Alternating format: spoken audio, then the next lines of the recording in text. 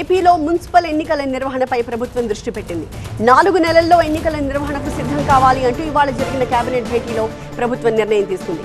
కార్పొరేషన్లు, మున్సిపాలిటీల్లో కార్పొరేటర్లు, కౌన్సిలర్ల పదవీ కాలం ఈ ఏడాది మార్చిలోనే ముగియడంతో ప్రస్తుతం స్పెషల్ ఆఫీసర్ల పాలన కొనసాగుతోంది. ఈ ఏడాది ప్రారంభంలోనే స్థానిక ఎన్నికలు నిర్వహిస్తారు అని ప్రచారం జరిగింది. అయితే జనగణన అడ్డంకిగా మారిందన్న ప్రచారంతో లోకల్ బాడీ పోల్స్ నిర్వహణపై ఇప్పటి వరకు కూడా సస్పెన్స్ కంటిన్యూ అవుతూ వచ్చింది. డీలిమిటేషన్ ప్రక్రియ ఆలస్యమైతే 2011 జనాభా లెక్కల ప్రకారమే ఎన్నికలకు వెళ్లే విధంగా ప్రణాళిక రూపొందించాలని ప్రభుత్వం నిర్ణయం తీసుకుంది. మా ప్రతినిధి ఈశ్వర్ లైవ్ లో సిద్ధంగా కనిపిస్తూ ఉన్నారు. Eshwar, so local body elections తో పాటుగా ఇవాళ కేబినెట్ భేటీలో ఇంకా ఎలాంటి అంశాలపై నిర్ణయాలు జరిగాయి?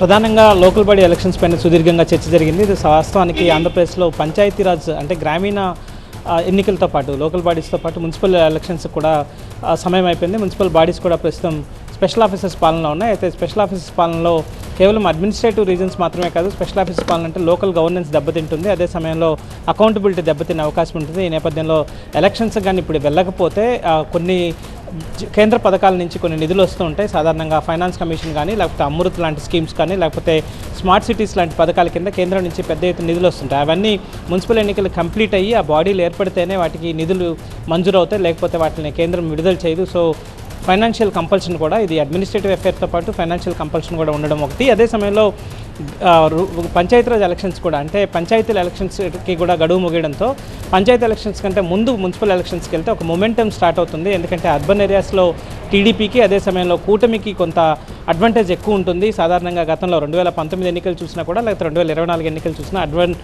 అర్బన్ ఎలక్షన్స్లో అర్బన్ ఓటింగ్ ప్యాటర్న్లో టీడీపీ దాదాపుగా మెజారిటీ ఉంటుంది కాబట్టి సో దాన్ని అడ్వాంటేజ్గా తీసుకునే అవకాశం ఉంటుంది. అదే సమయంలో పూర్తి స్థాయిలో దీంట్లో ఈ మొమెంటాన్ని నెక్స్ట్ మళ్ళీ పంచాయతీరాజ్ ఎలక్షన్స్కి కూడా క్యారీ చేయాల్సిన అవసరం ఉంటుంది కాబట్టి దీంట్లో పూర్తి స్థాయిలో అడ్వాంటేజ్ వచ్చే అవకాశం ఉంటుంది కాబట్టి రూలింగ్ పార్టీ కూడా, కాబట్టి ఆ అడ్వాంటేజ్ని మళ్ళీ పంచాయతీ ఎలక్షన్స్ కూడా క్యారీ చేయడానికి ప్రధాన నిర్ణయంగా దీన్ని చూస్తోంది. అయితే దానికి సంబంధించి డీలిమిటేషన్ చేయాలని ముందు అనుకుంది. ఎందుకంటే మున్సిపల్ బాడీస్లో డీలిమిటేషన్ చేయాల్సిన అవసరం ఉంటుంది. ఎందుకంటే ఇవన్నీ గతంలో 2011 నుంచి డీలిమిటేషన్ చేయకపోవడం వల్ల ఆ వార్డుల్లో కొంత ఇన్బ్యాలెన్స్ ఉంది. సో వాటిని చేయాలనుకుంటే అయితే ఇప్పట్లో ఆ డీలిమిటేషన్ ప్రక్రియ పూర్తయ్యే అవకాశం కనిపించడం లేదు. ఎందుకంటే సెన్సెస్కి సంబంధించి అందరూ విధుల్లో ఉన్నారు కాబట్టి ఒకవేళ అట్లాంటిది ఆలస్యం అవుతూ ఉంటే ఖచ్చితంగా వెంటనే 2011 జనాభా లెక్కల్ని దృష్టిలో పెట్టుకుని ఆ డీలిమిటేషన్కి వెళ్లకుండానే ముందుకు వెళ్లాల్సిన నేపథ్యాన్ని ప్రభుత్వం గుర్తిస్తోంది. ఎందుకంటే ఇది కేంద్రం నుంచి వచ్చే నిధులు ఆగిపోతే మళ్ళీ ఇన్ఫ్రాస్ట్రక్చర్కి సంబంధించిన పనులు ఆగిపోతాయి, అది మళ్ళీ ఇబ్బందులు గురి చేస్తుంది. కాబట్టి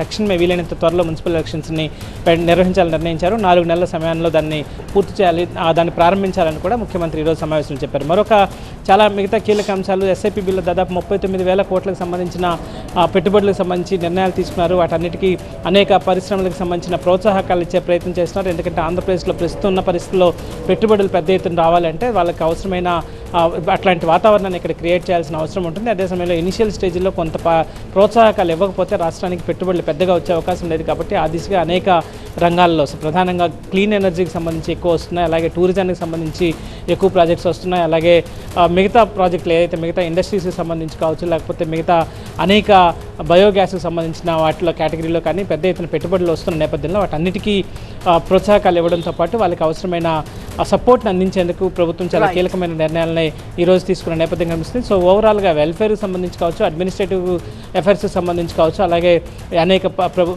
ఏవైతే ఇండస్ట్రీస్ ఉన్నాయో వాటికి సంబంధించిన ప్రోత్సాహకాలకు సంబంధించి అనేక 66 అంశాల అజెండాతో ఈరోజు కేబినెట్ సుదీర్ఘంగా జరిగింది. 3 గంటల పాటు సాగిన ఈ సమావేశంలో ముఖ్యమంత్రి అనేక డైరెక్షన్స్ ఇచ్చారు, అలాగే అనేక నిర్ణయాలను కూడా కీలకమైన నిర్ణయాలని కేబినెట్ తీసుకున్న అవకాశం అయితే కనిపించింది. Thank you Eshwar.